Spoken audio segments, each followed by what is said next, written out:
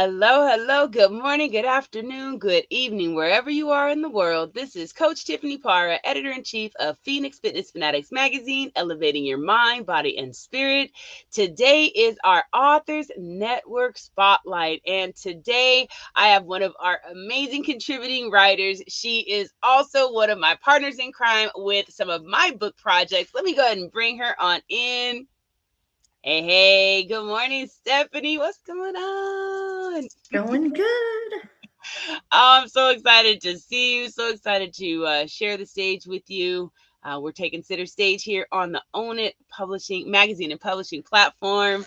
And Stephanie and I are both contributing writers with the Own It magazine. So you'll see our faces all over the place with various articles and different services that you can utilize to help you to, get your books out there and, just really shine when it comes to some of your literary arts and things. So today, before we begin, Stephanie, please introduce yourself. Tell everybody where you're at, who you are, about your business, all that good stuff. And yeah, let's get started. All right. My name is Stephanie Malink. I own Malink Publishing. I live outside St. Louis, Missouri, in Southern Illinois. Malink Publishing encompasses three businesses now. Right by Staff, the anchor, the first one that started it all. I do full service professional writing and editing, including resumes, LinkedIn pages, cover letters, magazine, newspaper, journal articles, newsletters, all of that good stuff. I also edit books, college papers, especially dissertations. And then the Collinsville Daily News, I've owned it since August of last year. It is a paywall free local newspaper here in Southern Illinois, but people from all over the world read it because we don't have paywalls. So if you want to keep on track of things and have real unbiased news, that's a great source. And then I am getting ready to launch. I'm actually starting to meet with all my team members, developers, and crew. I am launching the Granite City Daily News this year. I've been working on it since before I even bought the Collinsville Daily News, working on it with a business partner friend, and we are going to town with that. It'll be another local one. Both papers have both a Spanish translation button and an audio button, so you can listen to the news stories in your car while you're driving, stuck in traffic. They don't give me traffic reports, but you can keep up on the world. Oh, I love that. Oh my goodness. Well, congratulations on everything that you are doing. And I just want to thank you from the bottom of my heart for, coming in on, my last project, Unsnapped. And, sometimes when you are dealing, when you're with working with the team, sometimes life happens. And Stephanie came in when I was in a lot of need to get this project done. Did not know if we were going to get it done in time. And she helped me get to the finish line. So I just thank you for that. And just all that you do to, bring the news out there to, your community and, as you said, to the world, right? So this is just awesome. So let's talk about, how how do you approach feedback and criticism as a creative, right? Whenever you share with people what you're doing, you sometimes you get that chatter coming at you, and maybe the feedback might not be what we want to hear.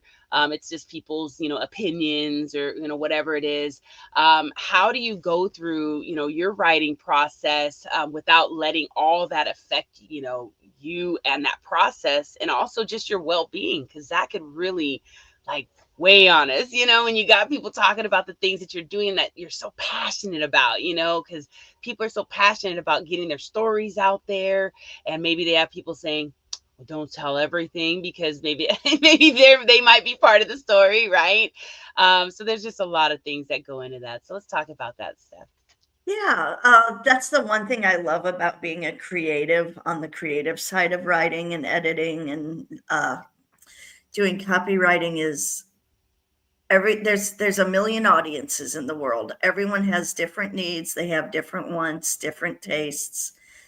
Your book may I'm not a science fiction person. I don't like to read science fiction. I'll read it to edit it, but I'm not going to hop in the car and go to the bookstore and buy 5 science fiction books this afternoon or anything. But there's people that love that. They'll get lost in science fiction books for days on end. Right.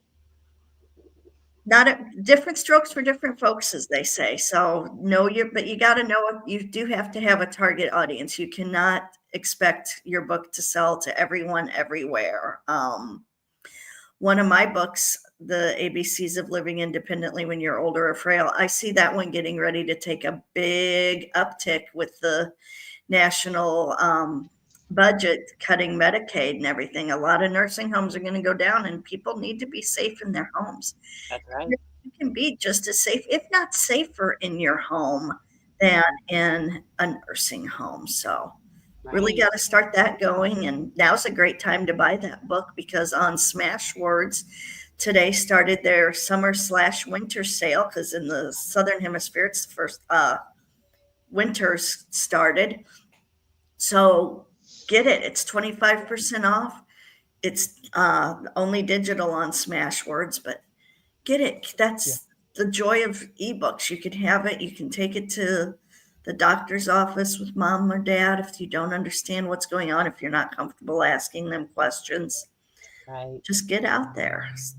Be your own advocate. And that's what a lot of people in every area have trouble with. You've got to advocate for your own health. You've got to advocate for your own clients. You've got to advocate for your writing.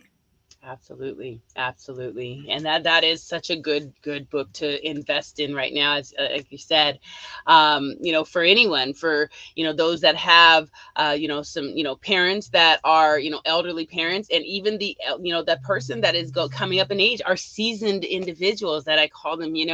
Um, you got to know how to age gracefully and be able to take care of yourself. And I feel like, what better place to be able to live the rest of your life than in your own space.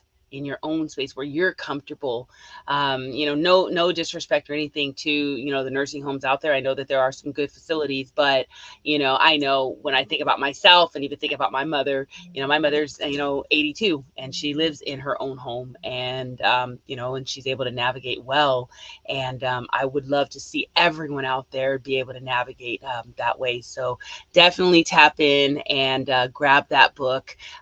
Share it with those that you love. Read it yourself. And, as Stephanie said, you can have it on your phone, you can have it on a tablet, digital books, those ebooks. There's no excuses on why we can't tap into those ebooks. So, definitely. So, thank you, Steph, on that. So, everyone,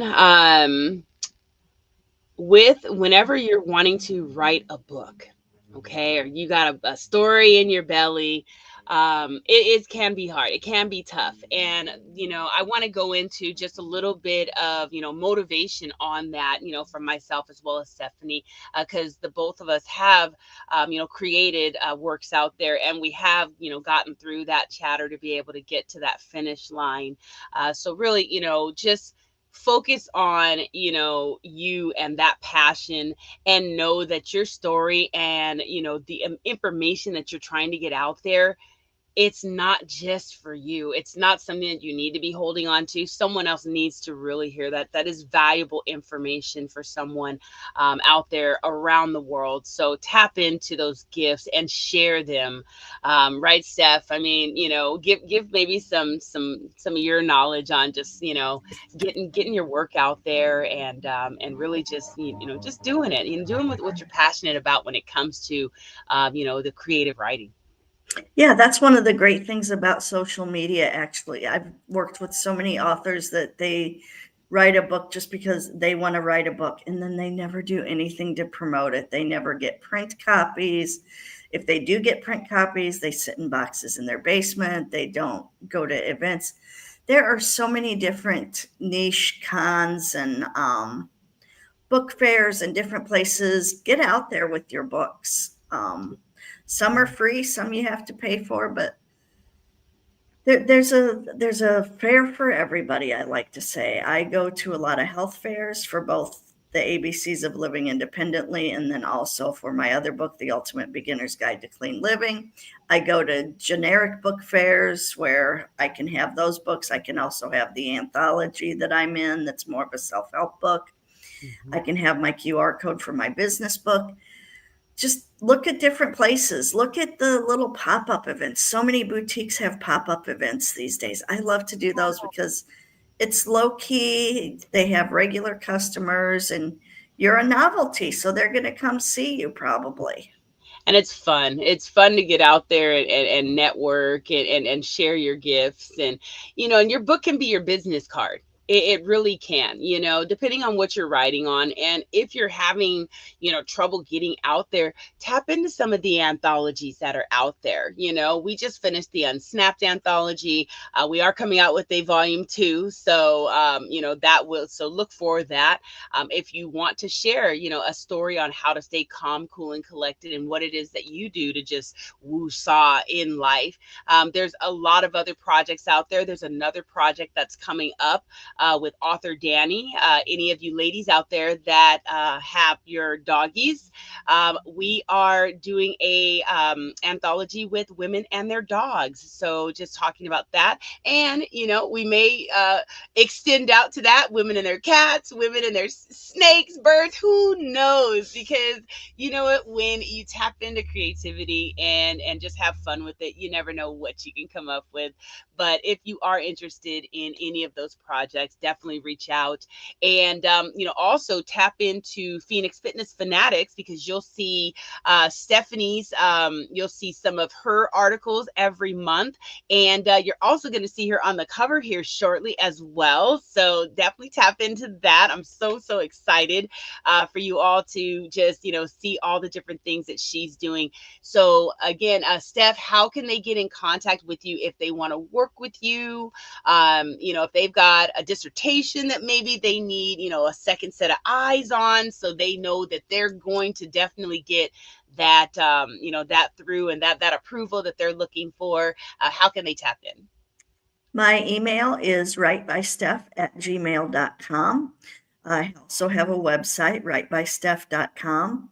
I've got a Facebook page, Instagram, working on a YouTube station. Pretty much, you think about it, I'm out there. I'm technically on TikTok, but I never put anything on there because they rejected the one thing I did put on. So it's like, okay, No. I'm over you right now. Aw.